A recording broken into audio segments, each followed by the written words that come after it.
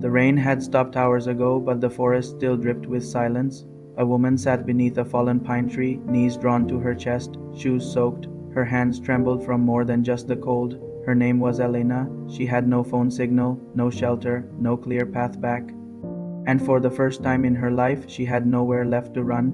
Elena had entered the wilderness 2 days earlier, hoping to escape everything that had collapsed around her: a failed business, mounting debts, and the quiet judgment of people who once called her successful. She believed isolation would clear her mind. Instead, it stripped her bare.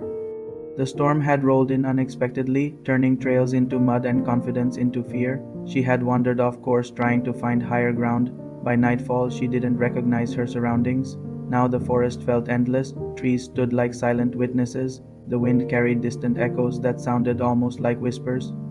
She pressed her palm against her forehead, trying to steady her breathing. "I should have stayed on the trail," she murmured to herself.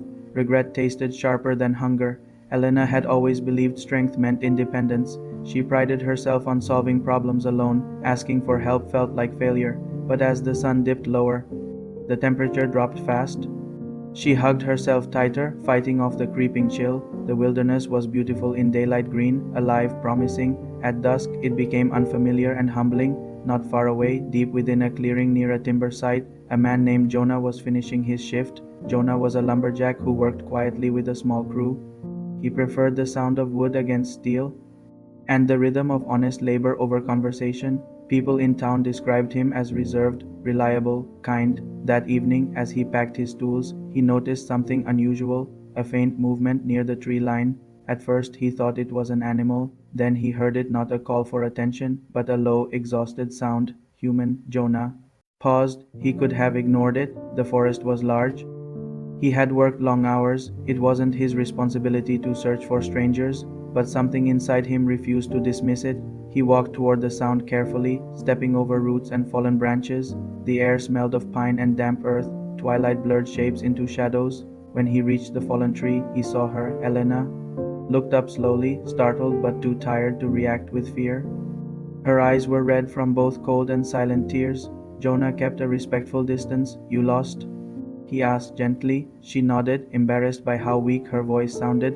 "I thought I could find my way back." Jonah didn't criticize her. He didn't ask questions that would deepen her shame. He simply assessed her condition: cold, dehydrated, disoriented. Without hesitation, he removed his thick flannel jacket and placed it around her shoulders. She hesitated. "I can't take that." "You can," he said calmly. "You need it more than I do." The warmth felt immediate, not just from the fabric, but from the gesture itself. Jonah offered her water from his canteen. He sat beside her, not invading her space, just sharing it. For a moment, neither spoke. The forest felt less hostile with another human presence nearby. Elena felt something shift inside her. She had expected judgment. Instead, she received quiet steadiness. "I don't know how to get back," she admitted. Jonah nodded. "Then we'll find the trail together." Together, the word felt unfamiliar, but grounding. Before moving, he built a small fire, using his supplies carefully, responsibly ensuring it was safe. The glow illuminated their surroundings, transforming the darkness into manageable edges. Elena watched the flames flicker. She felt the tight knot of fear slowly loosen. Jonah didn't lecture her about preparation. He didn't treat her like a burden. He simply focused on practical steps: orientation, landmarks, patience. As they planned their route, Elena confessed why she had come into the forest alone. "I thought if I could survive out here, I'd feel strong again." Jonah looked at her thoughtfully. "Strength isn't proving you can endure alone. Sometimes it's accepting that you don't have to." His words lingered longer than the fire's heat. After ensuring she was stable, he guided her toward the main trail, walking slightly ahead but always checking she was steady. The journey back took time. The terrain was uneven, but with direction it was no longer frightening. By the time the lights of the nearby ranger station appeared in the distance, Elena felt transformed, not rescued in a dramatic sense, but supported. When they reached safety, she turned to thank him. Jonah shrugged lightly. "Anyone would have done the same." She smiled faintly. "Not everyone would have." In the days that followed, Elena reflected on what truly saved her. It wasn't just the fire or the jacket or the navigation. It was kindness without conditions. Jonah returned to his quiet routine, unaware that his simple act would ripple far beyond that night. Elena, meanwhile, began rebuilding her life, not from isolation, but From connection, she reached out to mentors, she asked for guidance, she accepted collaboration.